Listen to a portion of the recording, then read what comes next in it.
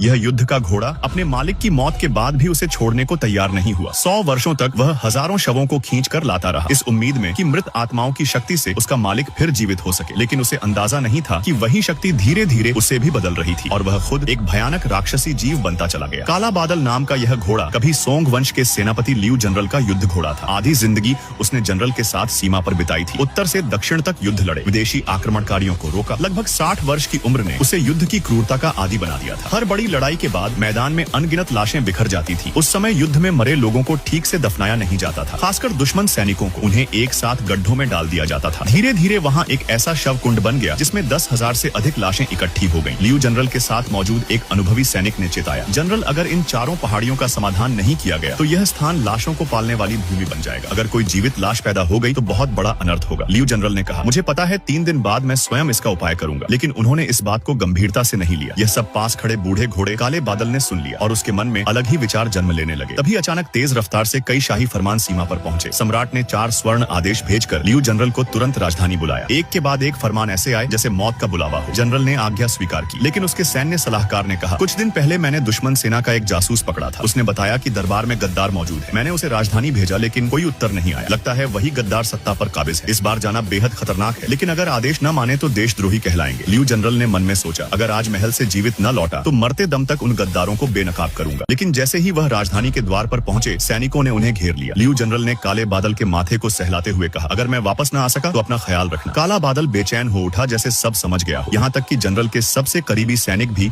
आगे नहीं बढ़ पाए। उन्हें पकड़ने वाला वही दरबार का सबसे बड़ा गद्दार था। लियू जनरल ने उसे देशद्रोही कहकर ललकारा, लेकिन गद्दार ने हंसते हुए कहा, क्या तुम्हें लगता है सम्राट सच में तुमसे मिलना चाहता है? तुम पर विद्रोह का आरोप है और गुप्त आदेश से तुम्हें मार दिया जाएगा। जीवन भर देश की सेवा करने वाला योद्धा यह सुनकर टूट गया। जल्द ही उसके मृत्युदंड की खबर फैल गई। उसके साथी चाहकर भी कुछ न कर सके। यह सब काला बादल सुन चुका था। वह जोर से हिनहिनाया, रस्सी तोड़कर उछला और ऊंची दीवार को मानो पंख लगाकर पार कर गया। उधर शहर के बाहर लियू जनरल के सिर और चारों अंगों को रस्सियों से बांधकर 5 घोड़ों से जोड़ा गया। आदेश मिलते ही उन्हें दौड़ना था, लेकिन चाहे जितना मारा गया वे घोड़े आगे नहीं बढ़े। तभी पश्चिम दिशा से गगनभेदी घोड़े की आवाज गूंजी। एक काली परछाई तूफान की तरह भीड़ में घुस गई। सैनिक हवा में उछलते चले गए। तीरों की बारिश शुरू हो गई। काला बादल जनरल के सामने खड़ा हो गया और सारे तीर अपने शरीर पर झेल लिए। लियू जनरल मरना चाहता था, लेकिन अपने वर्षों पुराने साथी को खून में डूबा देख वह रुक गया। वह घोड़े पर चढ़ा और सैनिकों की कतारें चीरता हुआ भागने लगा, लेकिन चारों ओर दुश्मन थे। काला बादल कई बार गंभीर रूप से घायल हुआ, उसका गला तक छलनी होने वाला था। गद्दार यह सब देख क्रोध से पागल हो गया। तभी काले बादल को समझ आ गया कि असली दुश्मन कौन है। वह सीधा उसी की ओर दौड़ा। लियू जनरल ने रस्सी फेंककर गद्दार की गर्दन में फंसा दी